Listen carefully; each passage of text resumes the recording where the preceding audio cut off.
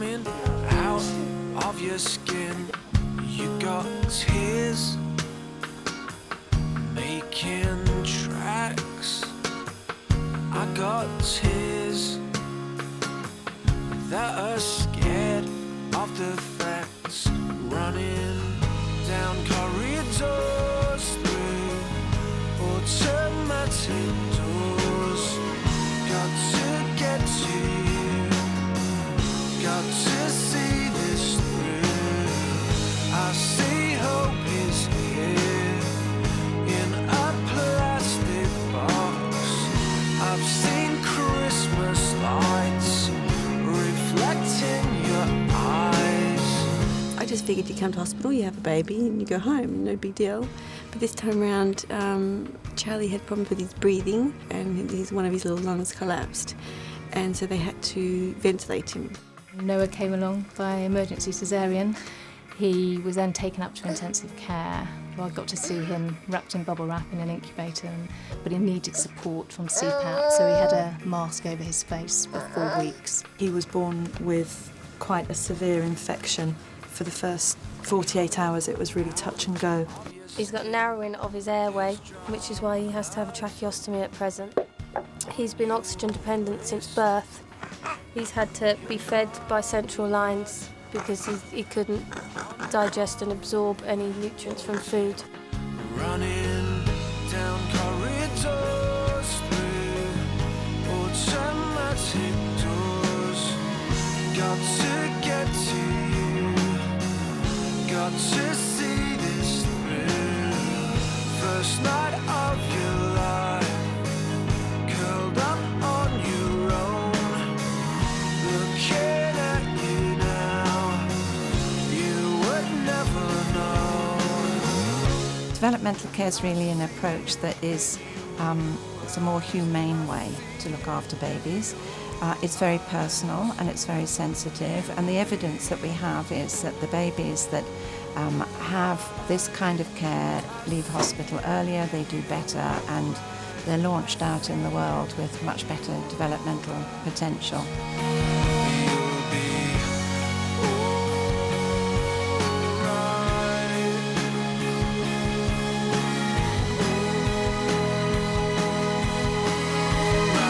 We've always found the babies that do best are the babies when mums and dads are fully engaged and there with their babies, fighting every step of the way.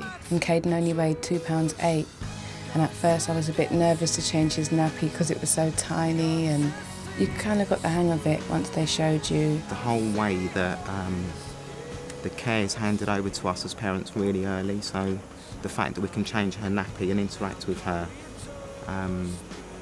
I actually feel like her dad. I don't see the wires, I don't see the box. Got to get to you, got to see this through.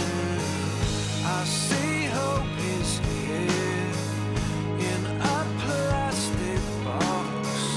I've seen Christmas lights reflecting your eyes.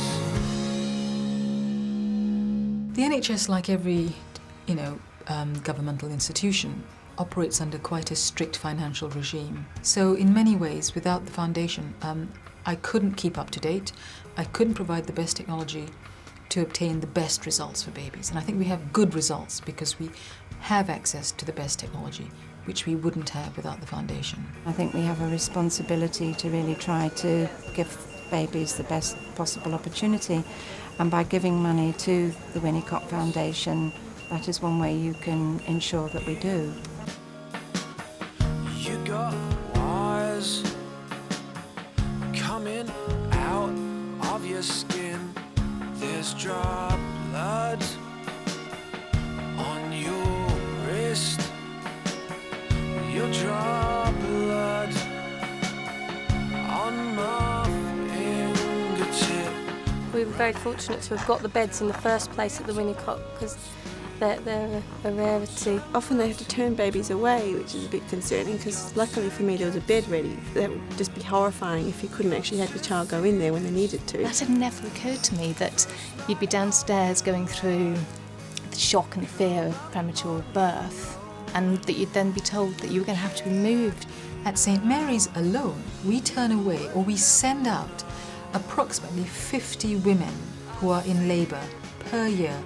Our own women booked under our own care with our obstetricians here, because we just didn't have a cot on the day. Life goes easy on me most of the time.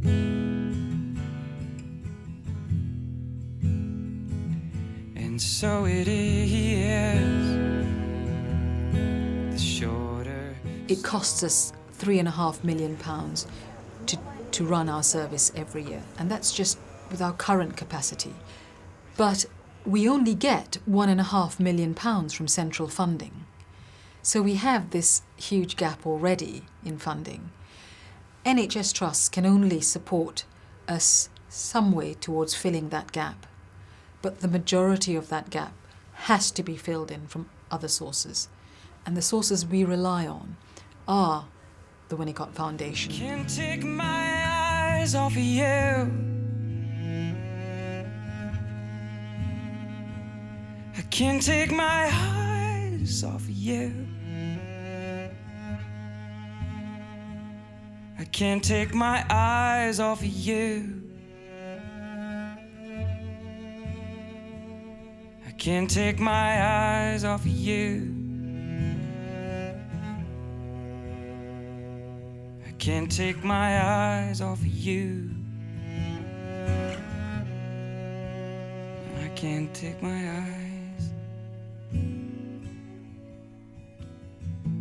I know if this was never here and, you know, they didn't have units like this, then he wouldn't have stand a chance at all. Without the Winnicott, he wouldn't be alive. She's our 4th attempt and we've never got this far, so please help, because the work they're doing is amazing. It's the most horrendous feeling in the world to think you're going to lose your child, your baby.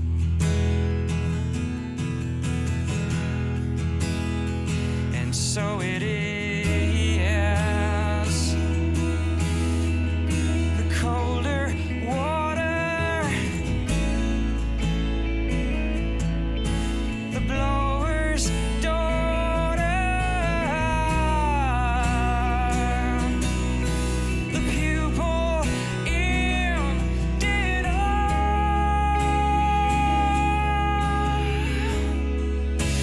I can't take my eyes off of you.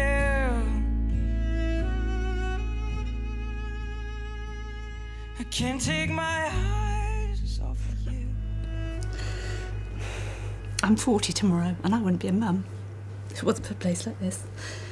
You know, I've been trying for years to have a baby, and now I've got one, and she's coming home next week and we're going to be a family, and it doesn't get more important than that.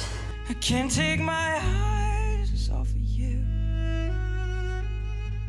Without specialist units like us, many families would suffer lifelong tragedy.